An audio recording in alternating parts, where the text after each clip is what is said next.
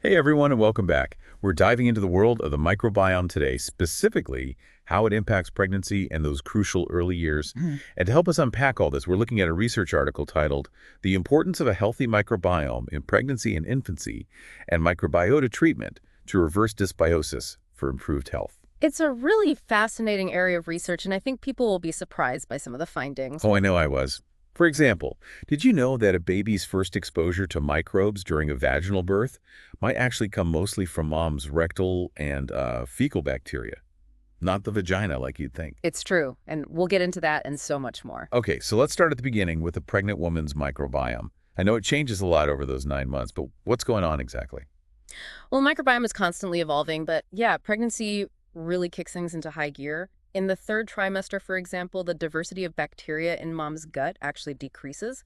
At the same time, we see an increase in certain bacteria that can trigger inflammation. Hmm. So not exactly a good thing then, I guess. Yeah. What are the implications of those shifts? I mean, for the pregnancy itself. Oh, it can definitely have an impact. These imbalances, which scientists call dysbiosis, have been linked to a higher risk of complications. Things like preeclampsia and gestational diabetes. And it's not just the gut that's changing either. The vaginal microbiome also becomes more complex as delivery approaches. Wow, so much is happening. So it's super important then to maintain a healthy microbiome during pregnancy. But are there things that can throw off that balance, like antibiotics, for example? I know lots of pregnant women get prescribed antibiotics, right? Yeah, you're right. Antibiotic use is very common during pregnancy. Studies have shown that somewhere between 20 and 40% of pregnant women will receive antibiotics. And often it's not even necessary, Right. unfortunately, yeah. And that can really disrupt both the mom's microbiome and the developing baby's microbiome. It can lead to a decrease in those beneficial bacteria like bifidobacterium and bacteroids. Oh, wow. That's pretty significant.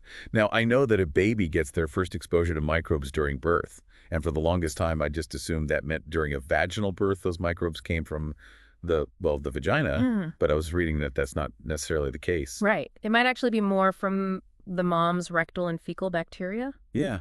Is that surprising? It definitely surprised me the first time I read about it. Me too. Really makes you realize how much we still don't know. So speaking of birth, how does being born via C-section where the baby bypasses the birth canal impact their microbiome? That's a great question. So, when a baby is born via C-section, they miss out on that initial exposure to mom's microbes. Instead, their first contact is with bacteria from the hospital environment. And this can lead to a less diverse microbiome. And that has been associated with a higher risk of developing immune and allergic disorders later on. Things like asthma celiac disease and type 1 diabetes. Wow, that's a pretty big difference. So it sounds like the mode of delivery can have a really significant impact. Are there other factors that come into play during those early stages? Like, say, if a C-section is necessary, are there things parents can do to help their baby develop a healthy microbiome? Absolutely. It's not all about the birth experience. Genetics also play a crucial role in shaping that initial microbiome. And as the baby grows, the environment becomes even more important. Right, so nature and de-nurture. Are there any studies that illustrate this interplay between genetics and environment?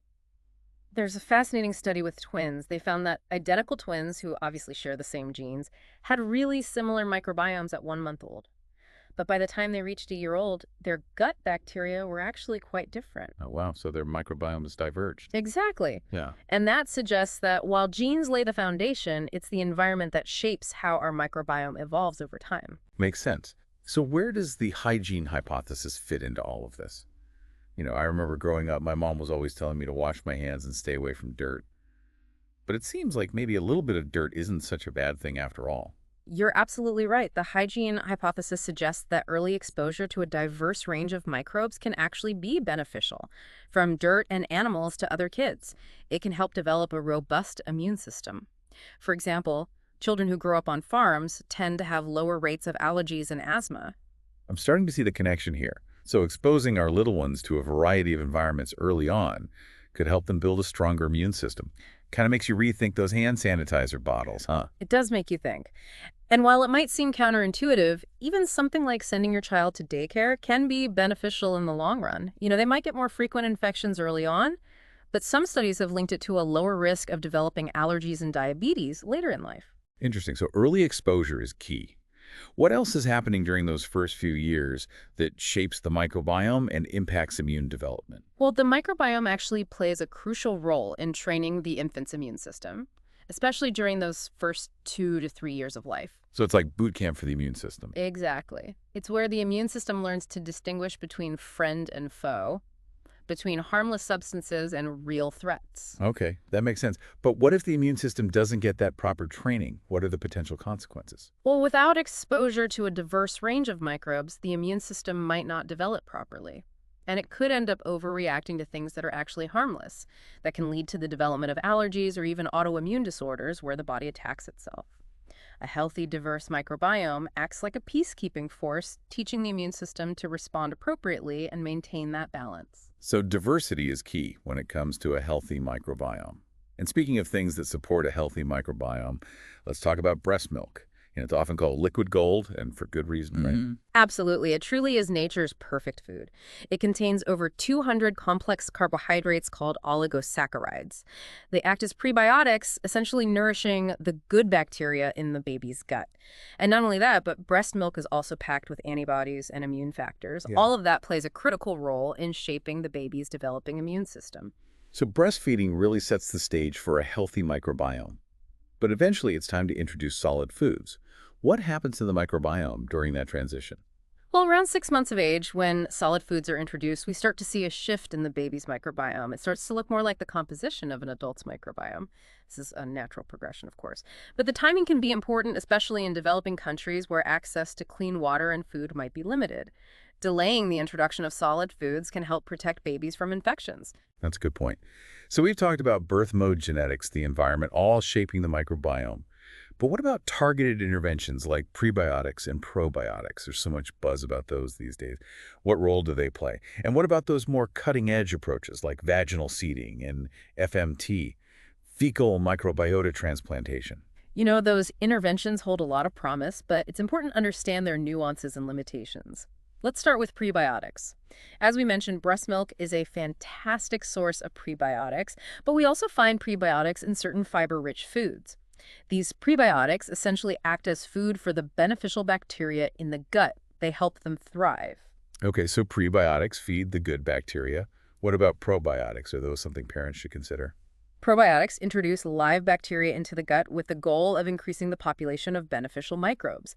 Now, while there's been a lot of hype around probiotics, the research is still evolving, and the results have been mixed. What do you mean by mixed? Well, some studies suggest that probiotics can be helpful in preventing eczema in infants who already have a diverse microbiome.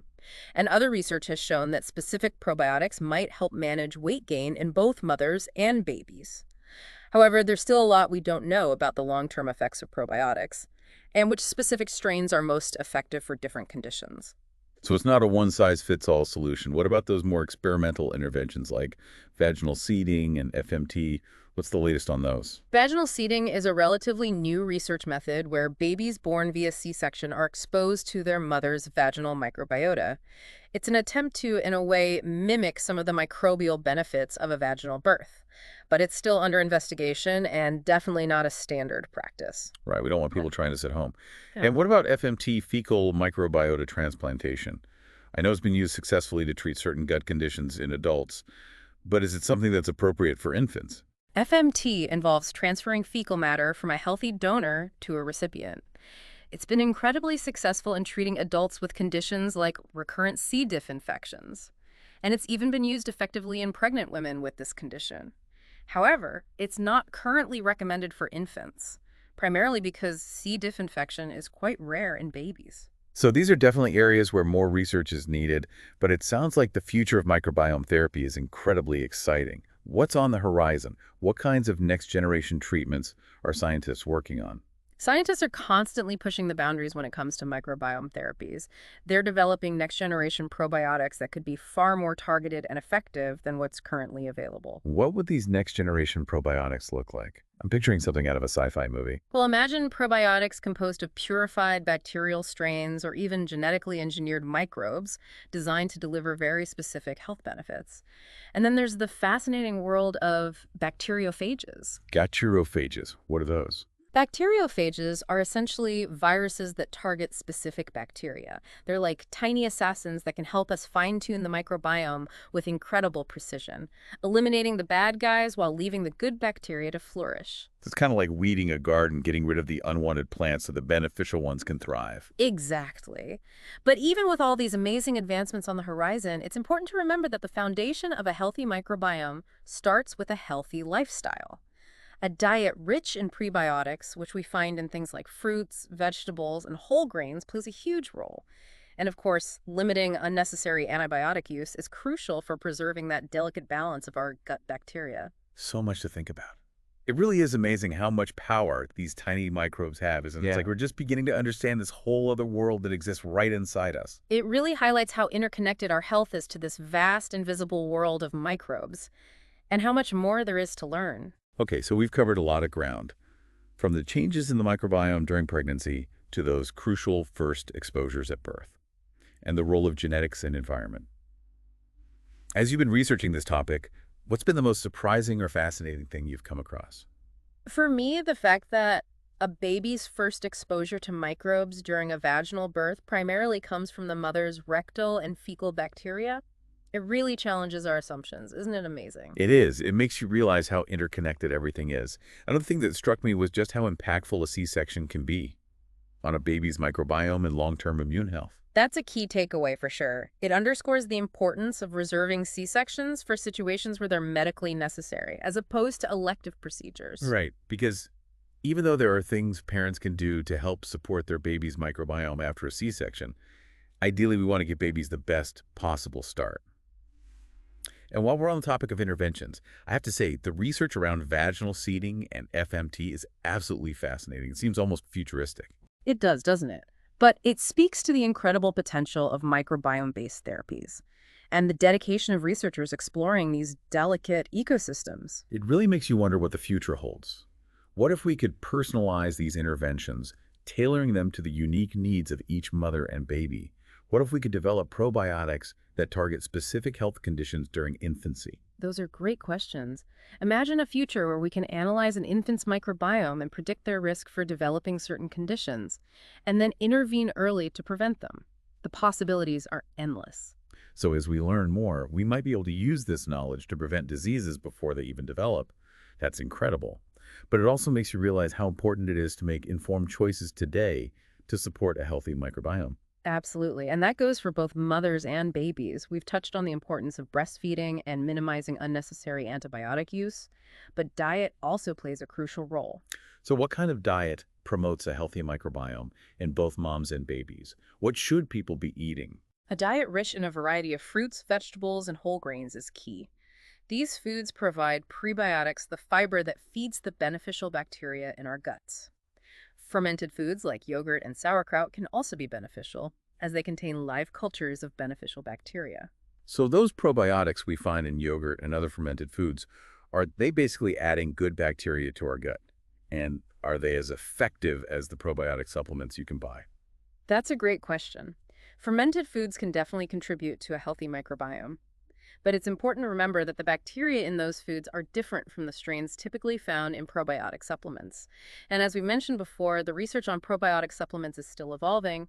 Some studies show promise, but more research is needed to determine the long-term effects and the most effective strains for specific conditions. So it sounds like a healthy diet is a good foundation, along with being mindful of antibiotic use. What about environmental factors? We talked about the hygiene hypothesis earlier. But are there other things parents can do to expose their babies to a diverse range of microbes? We're so used to thinking of germs as the enemy. But we need to shift our perspective and understand that exposure to microbes, especially early in life, is crucial for developing a strong immune system. Right. A little bit of dirt doesn't hurt. But aside from letting kids play in the dirt, what else can we do? Spending time in nature is a great way to increase exposure to diverse microbes. Letting kids play in the park, dig in the garden, or even just be around pets can be beneficial. So getting back to basics and encouraging outdoor play is actually helping to build a healthy microbiome. It seems so simple, but it's easy to forget in our modern world. Exactly. Sometimes the simplest things are the most impactful. And it all comes back to that concept of balance. We need to find that sweet spot between protecting our kids from harmful pathogens and giving their immune systems the opportunity to learn and grow. Balance seems to be the key word here. Finding that balance in everything from birth mode to antibiotic use to diet and lifestyle. And I have to say, it's fascinating how this research challenges our conventional thinking about germs and hygiene. It really does challenge our assumptions. And it's all thanks to the advancements in microbiome research, which is revealing just how influential these tiny organisms are. It's mind-boggling to think about all the potential health benefits we're just beginning to uncover. It really makes you wonder what the future holds. What kind of breakthroughs are on the horizon?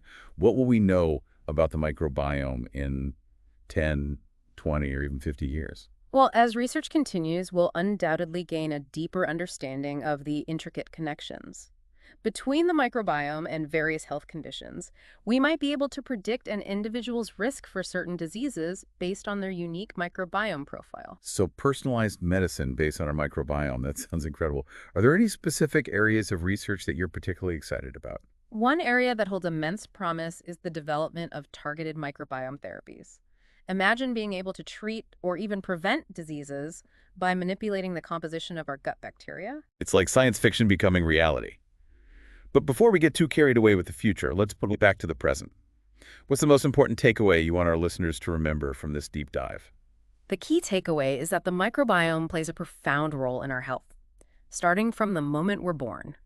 And while there are many factors that influence its development, there are also things we can do to nurture and support a healthy microbiome for ourselves and our children. It's empowering to know that we're not just passive bystanders. We can make choices that actively support the trillions of tiny organisms that live within us. Exactly. And by understanding the power of the microbiome, we can take steps to cultivate a thriving inner ecosystem that benefits our overall health and well-being. Well, on that inspiring note, I think it's time for us to wrap up this deep dive into the fascinating world of the microbiome. I hope this conversation has left you with a newfound appreciation for these tiny organisms and the power they hold. It's been a pleasure exploring this topic with you. And to you, our listener, thank you for joining us on this journey of discovery. Until next time, keep exploring, keep learning, and keep nurturing that amazing microbiome of yours.